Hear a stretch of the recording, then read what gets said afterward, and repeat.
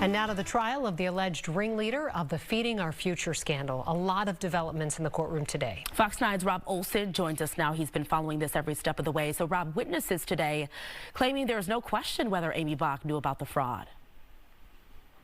Yeah, very direct testimony really tying Aimee Bock to this alleged fraud here. Now, if some of this testimony that we're telling you about every day sounds repetitive, it's because it is. There's just more witnesses sort of telling the same stories, and that's part of the government here. Their case or strategy is to hear about it not just from a couple of people, but from everybody that they can bring in. In this case, another bartender who was a supposed Feeding Our Future board member and another meal site operator who pled guilty, and he directly tied Aimee Bock to telling him how to cheat and to give her money back.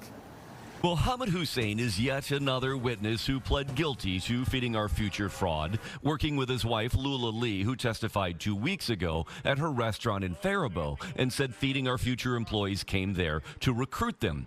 Testified those employees put Aimee Bock on a FaceTime call. Testified it was Aimee Bock who instructed them to lie.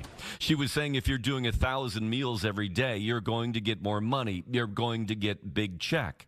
Asked if they ever did, not even close. No, he answered. We never feed 1,000 kids a meal, ever. Hussein later added his own Faribault nonprofit to the program and said they got checks from Feeding Our Future for $200,000 to $250,000 a month. When those checks were delivered each month, the Feeding Our Future employee would again put Bock on a FaceTime call so she could see a $30,000 cash kickback that Hussein says she demanded.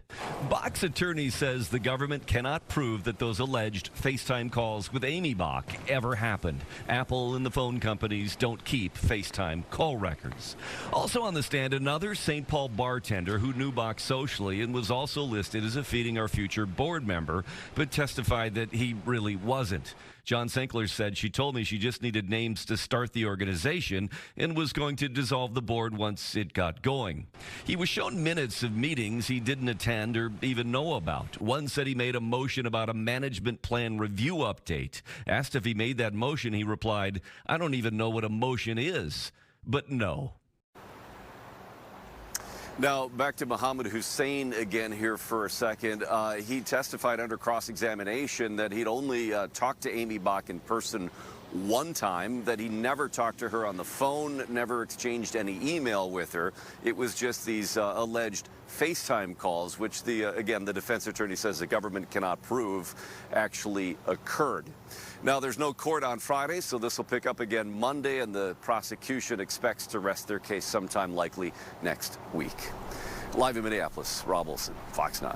All right. Thank you, Rob.